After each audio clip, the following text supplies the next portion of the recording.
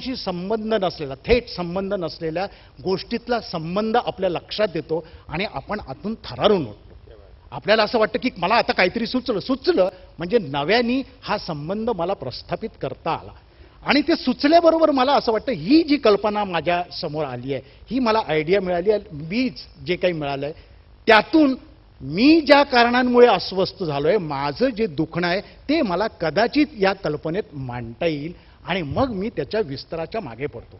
विस्ताराचा जिथे मुद्दा येतो तिथे क्राफ्टचा मुद्दा येतो, हुन्नरचा मुद्दा येतो, कसबचा मुद्दा येतो. क्राफ्ट नसेल तर तुम्हाला कधीही त्या बीजाचं काही मोठं होणार नाही. त्यामुळे अनेक लोक येतात की मला सर खूप काय काय सुचतं, पण त्याचं नाटक होत नाही, त्याची कथा होत नाही किंवा त्याची कविता होत नाही. ती कधीही होणार नाही, कारण ती होण्यासाठी तुमच्याकडे क्राफ्ट माहीत असावी लागते. त्याचा मुद्दा असा आहे की प्रत्येक माध्यमाचं ग्रामर आहे. नियम म्हणूया नको, नियम म्हटलं की रिजिडिटी येते किंवा उगाचच दडपण येतं नियमांचं. काही तत्व असतात आणि पहिल्यांदा ही तत्व किंवा ग्रामर शिकवताना हे सांगितलं जातं, हे ग्रामर मी तुला शिकवतोय कारण हे ग्रामर तू तोडायचं आहेस आणि त्याला जे सांगायचं आहे, त्याचे जे विचार आहे ते मांडण्यासाठी सतत तो ग्रामर तोडत राहतो आणि नवीन ग्रामर तयार करत राहतो. इथे थोडंसं मूर्तीभंजन अपेक्षित आहे. अगदी अगदी, त्याच्याशिवाय नवीन काहीही क्रिएट होणार नाही.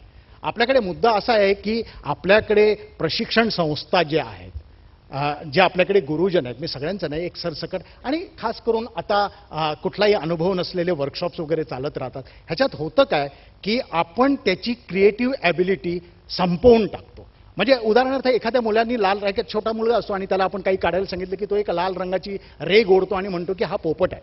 आपण लगेच त्याला मारतो की हा पोपट कसा असेल, पोपट हिरवा आहे वगैरे वगैरे वगैरे सांगतो आणि त्याला अगदी घोटवून त्याच्याकडनं पोपट करून घेतो. एका फार मोठ्या चित्रकाराचा आपण खून करतो. असं होतं की मी एक नाटक लिहिल्यानंतर जेव्हा मी निर्मात्यासमोर वाचतो किंवा काही लोकांसमोर वाचतो की लगेच ते त्याच्यामध्ये सगळे काय काय बदल असायला पाहिजेत, काय केलं म्हणजे ते उत्तम होऊ शकेल, असं सगळं सांगायला सुरुवात करता मला वाटतं एका उत्तम नाटकाचा मृत्यू पडलेला असतो. कसं आहे की प्रत्येक माणूस जो क्रिएटिव्ह पर्सन आहे हा तो वेगळा आहे. ह्याच्यावर आपण विश्वासच ठेवला पाहिजे की हे जे मॉडेल परमेश्वरांनी बनवलेलं आहे ती युनिक आहे, ते रेअर आहे. जगामध्ये असा माणूस नाही. त्याची बघायची दृष्टी वेगळी आहे. ऑथर्स व्हॉइस ज्याला म्हणतो त्याचा एक स्वर असतो, तो जगातल्या कुठल्याही माणसाकडे नाही, तो त्याच्याकडे आहे. पण चुकीच्या संस्कारामुळे, चुकीच्या प्रशिक्षणामुळे हा सूर हरवतो, हा स्वर हरवतो, ही भाषा हरवते आणि तो भरकटत राहतो एकदम. तर हा स्वतःचा सूर ऐकणं आणि क्रिएट करणं ह्या गोष्टी असतात. अतिशय एका वेगळ्या अशा टप्प्यावरती आपण हा मुद्दा आणून ठेवलेला आहे आणि मला तशीच अपेक्षा होती, कारण याचा पुढचा मुद्दा जो आहे तो त्याच्याशी अनुषंगाने आपल्याला पुढे जाता येईल. आपण असं म्हणालात की प्रत्येकात कलावंत असतो किंवा कलेचं त्याला एक स्वतःच एक जाणीव अशी असते. मला मायकेल एंजेलोचं एक विधान असं आठवतं की त्याने अतिशय उत्तम काहीतरी एक मूर्ती घडवली. तेव्हा त्याला विचारलं कशी काय बाबा जमलं तुला हे, तुला काही नाही, अगदी सोपं आहे. त्या दगडामध्ये ती मूर्ती होतीच, मी फक्त अनावश्यक भाग तो आहे आसपासचा तो काढून टाकला. एक अत्यंत कलात्मकतेला अतिशय सुलभीकरणाच्या माध्यमातून त्यांनी ते सोपं करून त्यांनी ते सगळं सांगितलेलं आहे. मग आता हा जो प्रश्नाचा जो पुढचा टप्पा आहे तो मी त्या दुसऱ्या टप्प्याची सुरुवात पुन्हा आपल्यापासून करतो. आपण अच्युत गोडबोलेंपाशी शेवटी जाऊया. मग असं होतं का की एखाद्याला कलावंतात आपल्यातला कलावंत सापडला, तो त्याला त्याचं व्याकरण मांडता आलं, त्याच्यातली त्याला रचना कळली, त्याचं सादरीकरण कळलं, तो त्या पद्धतीनं तो मांडत गेला. ते मांडता मांडता त्याला स्वतःची एक ओळख, त्यातला मी सापडला. मग इथून पुढे दुसऱ्या पद्धतीनं कलावंताचा अंत झाला, कारण तो त्या मांडण्याच्या पलीकडे गेलाच नाही, तो स्वतःच्या रांगोळीमध्येच अडकला.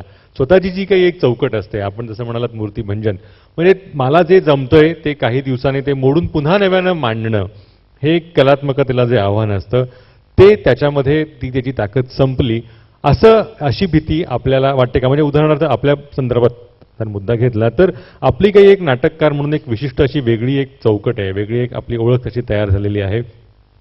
पण समजा आपल्याला असं वाटलं की खऱ्या अर्थाने व्यावसायिक नाटक आपण द्यावं, म्हणजे नाटकातल्या नाट्यमय त्याला आपला विरोध आहे, तर तसं नाट्यमय नाटक आपण द्यावं असं तेव्हा तुम्हाला खरोखर वाटलं तर तुमची जी आयडेंटिटी आहे, तुमची जी ओळख आहे ती तुमच्यातल्या या नाटककाराला दाबेल की नाही तू असा म्हणून ओळखला जातोस, तू असं काही करायला जाऊ नकोस. तर हे सगळं स्वतःचंच मूर्तीभंजन आहे. हे करायची ताकद कलाकारांमध्ये असते का? आपलं याबद्दल काय मत आहे? एक तर क्रिएटिव्ह पर्सनला हा भ्रम बाळगून चालत नाही. बेकेटनी स्पष्टच म्हणून ठेवलेलं आहे की कलावंताकडे दोनच पर्याय, खरं दोनच नाही, एकच पर्याय आहे, फेल आणि फेल बेटर. म्हणजे आत्ता मी नाटक लिहिलं की नाही तर आत्ता मी नापास झालो, पुढच्या वेळेला मी नाटक लिहिणार आहे तर बऱ्या मार्कांनी नापास होईन. कलावंत कधीही पास होणार नाही हे बेकेटनी म्हणून ठेवलेलं आहे. त्यामुळे प्रत्येक नाटकामध्ये हे मला असं वाटतं की प्रत्येक क्रिएटिव्ह पर्सनकडे सांगण्यासारख्या 2-4 गोष्टीच असतात. सांगण्यासारखी एक खरं म्हणजे खूपच जिनियस असेल तर 2-3 गोष्टी असतात. म्हणजे हॅरॉल्ड पिंटर हा वारंवार दहशतीबद्दल बोलतो, तेंडुलकर हे वारंवार हिंसेबद्दल बोलतात. बरं, जन्मभर त्यांना एक गोष्ट पुरते आणि ते एका सत्यापर्यंत जाण्याचा प्रयत्न करतात. आणि प्रत्येक वेळेला बेकेट म्हणतो तसं असं होतं, ते लिहिल्यानंतर असं वाटतं की मला जे सत्यापर्यंत पोहोचायचं होतं तिथपर्यंत मी पोहोचू शकलो नाही. पुढच्या वेळेला कदाचित एक नवीन रीत मला सापडेल, नवीन भाषा मला सापडेल आणि मी एका वेगळ्या सत्यापर्यंत पोहोचेन. तर मला वाटतं हा सत्यापर्यंत पोहोचण्याचा प्रवास असतो. कुठल्याही चांगल्या नाटकाला, कुठल्याही चांगल्या गाण्याला, कुठल्याही पेंटिंगला तुम्ही जेव्हा जाता तेव्हा सभागृहात प्रवेश करणारा प्रेक्षक आणि ते सगळं बघून परतताना घरीचा प्रेक्षक ह्याच्यामध्ये बरीच ग्रोथ झालेली असते, नाटक जर बरं असेल तर.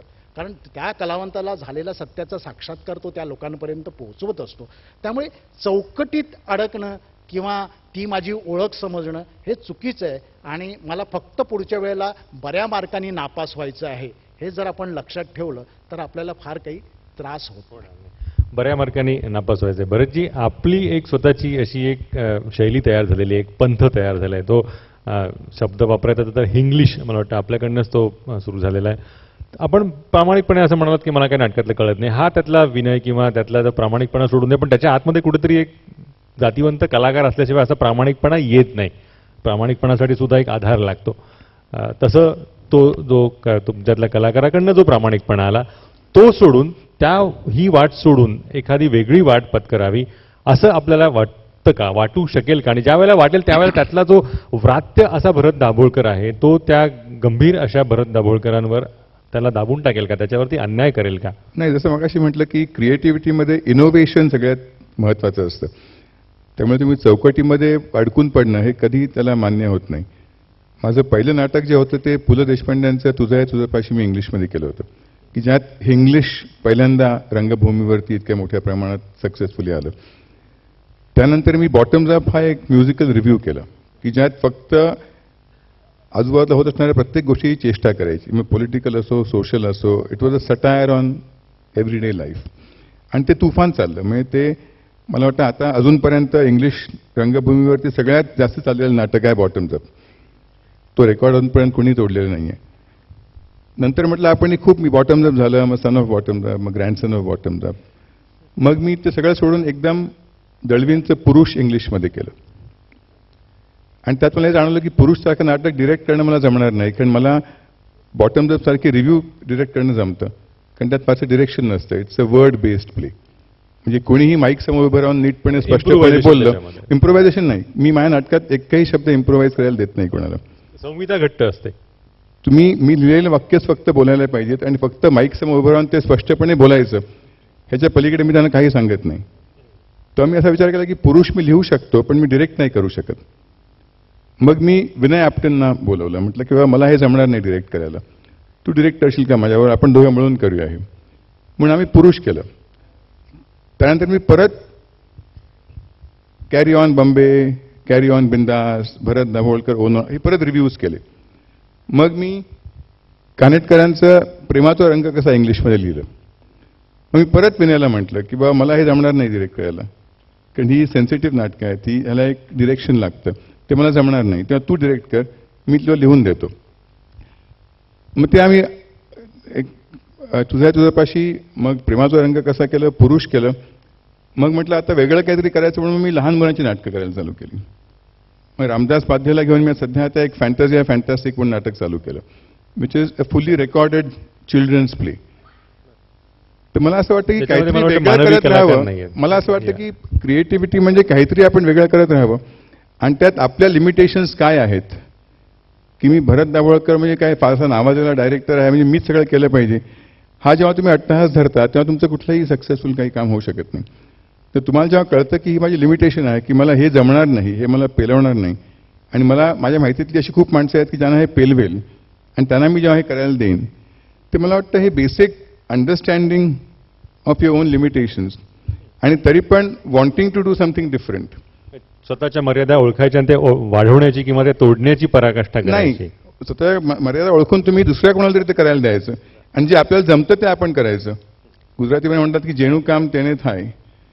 ह्याच्या पलीकडे मला नाव आहे म्हणून मीच हे डिरेक्ट करू शकतो.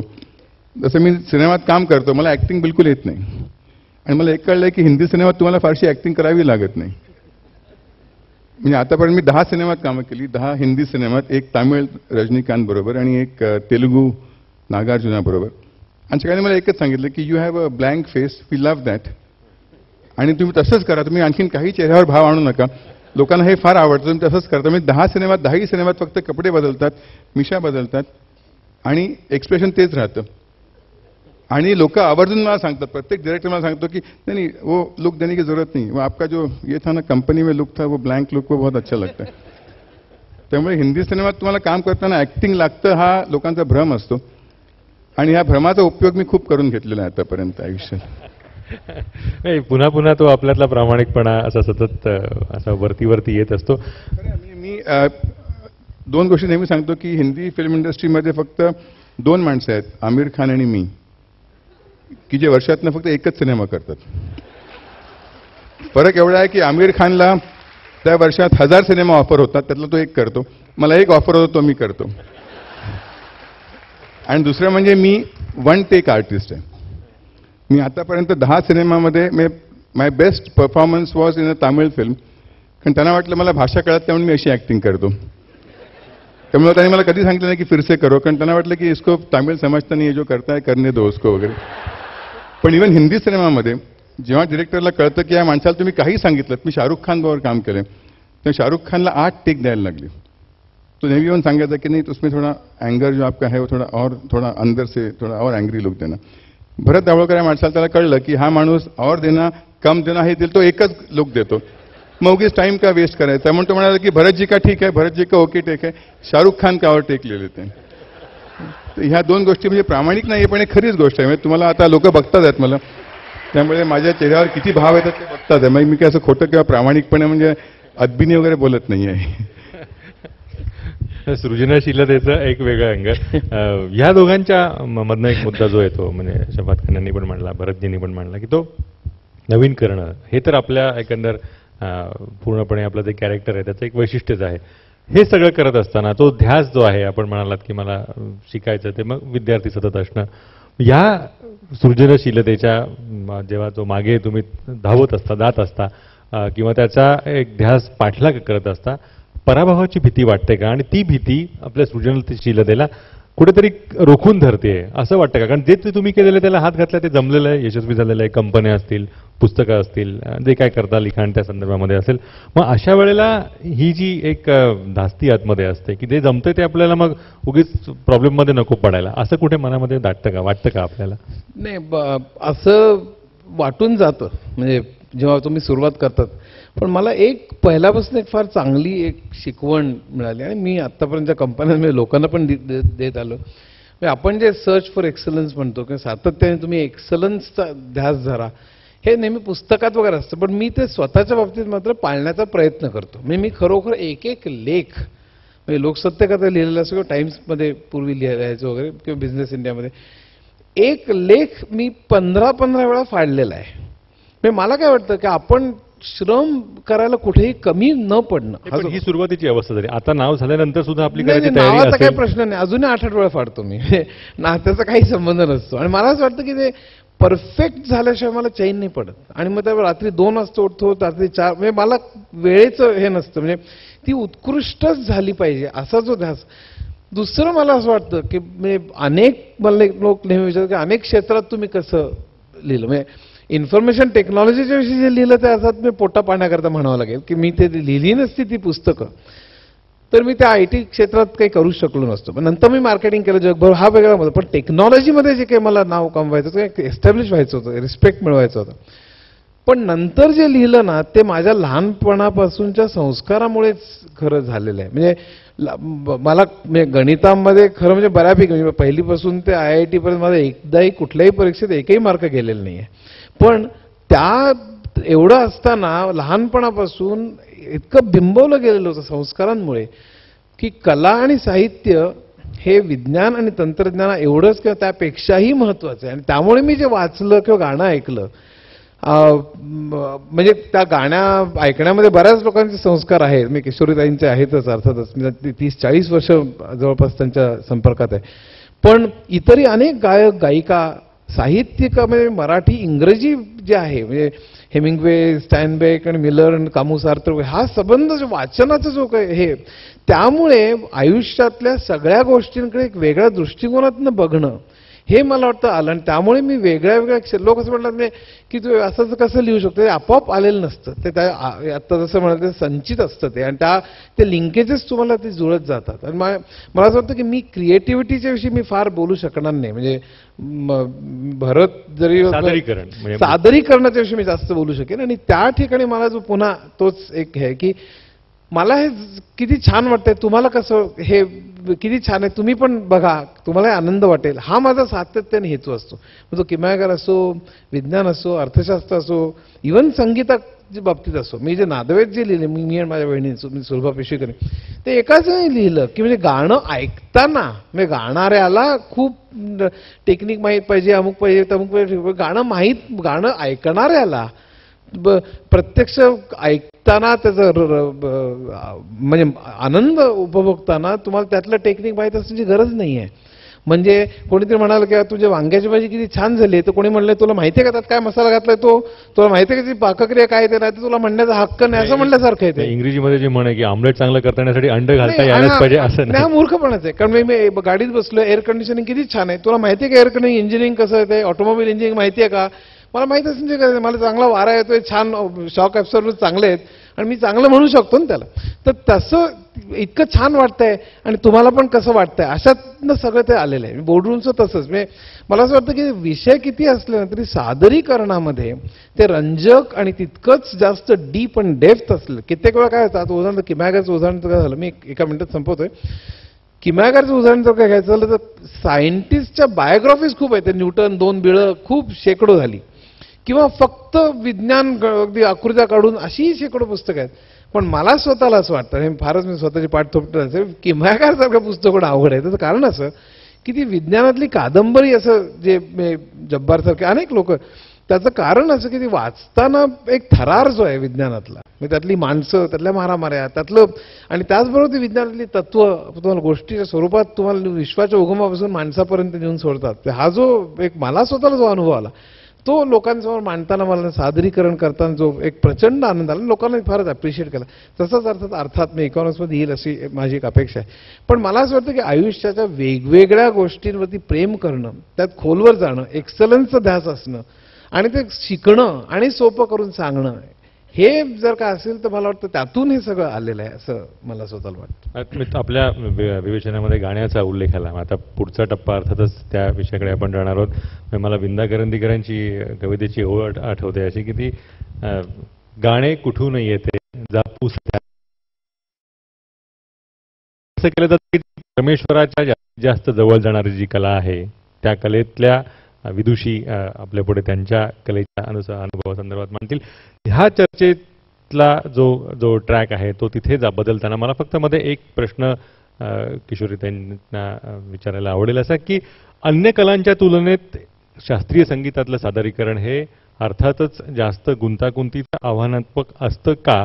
अशा अर्थाने की मी चित्र बघायला गेलो तर चित्र पाहिल्यानंतर मला कळतं ते चित्र काय आहे, नाटक बघताना तसंच नाटक संपल्यानंतर कळतं की मला तो रंगभूमीचा जो प्रयोग आहे तो काय आहे, जाहिरातीचं असेल तसंच ते पाहिल्यानंतर कळतं. शास्त्रीय संगीताच्या बाबतीत, विशेषतः भारतीय शास्त्रीय संगीताच्या बाबतीत एक असं जाणवतं की आता समजा एखाद्या गायकाने अमुक राग गाणार आहे असं सांगितलं तर सर्वसाधारण रसिकांना, ज्यांना जो त्याचा कान तयार झालेला आहे, त्याला जाणीव होते की आपल्या समोर आता कुठला आकृतिबंध येणार आहे, कुठले त्याच्यातले वर्जस्वर असतील, वादी असतील, संवादी असतील. तर अशा परिस्थितीत त्या रागाचं सादरीकरण करणं, त्या शास्त्रीय संगीतातल्या कलाविष्कार पूर्णपणे ताकदीनं जोमानं उभं करणं, ते मंदिर ती रचनाशी तयार करणं हे कितपत आव्हानात्मक आहे, हा मुद्दा त्यांच्याकडनं मला तो आपल्या सर्वांच्या वतीनं मला विचारायला आवडेल. मी विनंती करतो केशवजी परांजपे आणि किशोरीताईंना रंगमंचावर येण्याची.